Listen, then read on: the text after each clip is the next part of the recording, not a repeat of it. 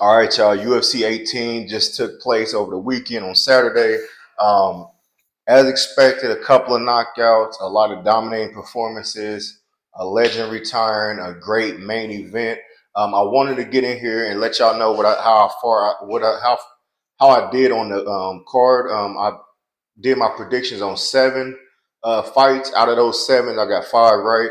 It was two that I got wrong, and that was on the main card. So, starting from the prelims, the two main fights on the prelims, Brandon Allen and Marvin Vatero.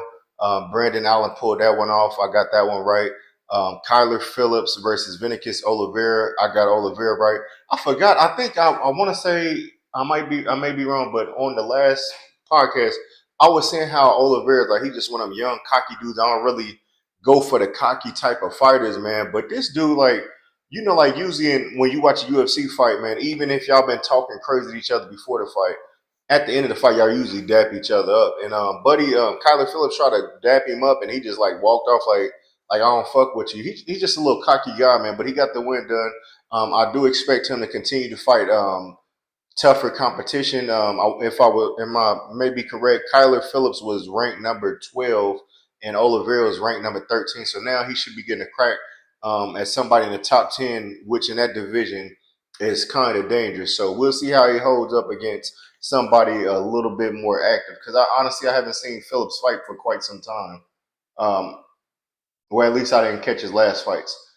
Getting into the main card, Michael Johnson put off the win against Daniel Zohuber. Um, Danny A. Danny Ige, Dan Ige lost to Pitbull. I got those two right. The next fight was kind of questionable. I heard. I actually didn't get to see the whole fight. I just got a couple of snippets of it because boxing and UFC came on at the same damn time. But Kevin Holland lost to Daniel Rodriguez, and when I was looking at let me get to that card. When I was looking at the strike totals, I always go off the strike totals. If it's quite close in the strike totals, who had the control time, who had the takedowns. And looking at this, Kevin Holland had one knockdown, Rodriguez had two knockdowns. Total strikes, they both had 111 significant strikes. Kevin Holland had five more. He had 82 to 77. He also had one takedown. The control time was 2 minutes for Kevin Holland, 207, and control time for Daniel Rodriguez was 334. Now, from what I've been seeing, a lot of people were saying, "Oh, Kevin Holland actually won the fight. He actually got on X, Twitter/X, got on there and saying that he should have won the fight or whatever." So I'm not sure what happened with that, but usually with a close fight like that, if you got more knockdowns or more takedowns, you got the more control time over your striking, then you're most likely going to use that fight. So I think Kevin Holland, you just got to suck that one up, bro, and just keep moving. I'm just surprised you ain't. I thought you was gonna win. This was definitely a fight that you could win, but he got a takedown. I mean, you did get a takedown, so that's usually it's the other way around. So he did good in that department. So they're just telling me that Rodriguez maybe try to get some takedowns. He was able to stop him, but he got dropped twice. So it is what it is, man. Got to move on to the next fight. Co-main event of the evening was Polo Costa versus Roman Kopilov. Costa won that one. They said he is really butchering Roman at the moment, man. He was cracking that boy nose. He got a little dent in his nose, but he was toe tagging that nose every time I looked up at it. So salute to Costa. And the main event of the evening for the BMF title, man, didn't go the way as I planned it. This was another fight I got wrong. Max Holloway pulled off the win to finally, with that trilogy. In that trilogy, he went down 1-2, but he got the final win. Dustin Poirier said he got nothing else to prove. He's retiring. Wayne did do his part. He walked him out and said the winner he gonna put the belt on. So he put the belt on Max Holloway.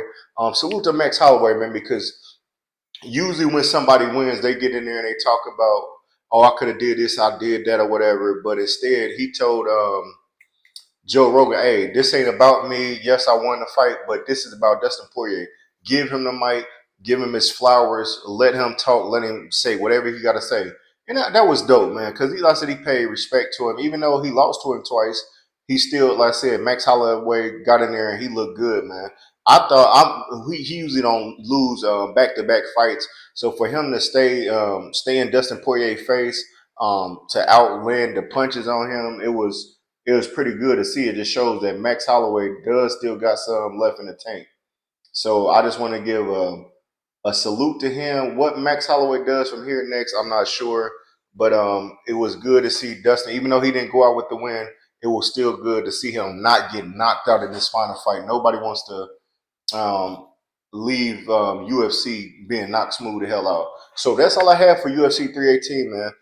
We got UFC Fight Night this Saturday. I may get back on here later on, maybe Thursday, and give my predictions on that card if it's a card that I think that's gonna be worth talking about. Some of these UFC just be throwaway fights, nothing against the fighters, but I like to see like more of the ranked fighters or the veterans fighting on the card. So that's all I got. Amazing card, man. Make sure y'all continue to check out UFC, man. That was UFC 318. Like, share, subscribe to the Mechee for the Midwest podcast for your latest UFC.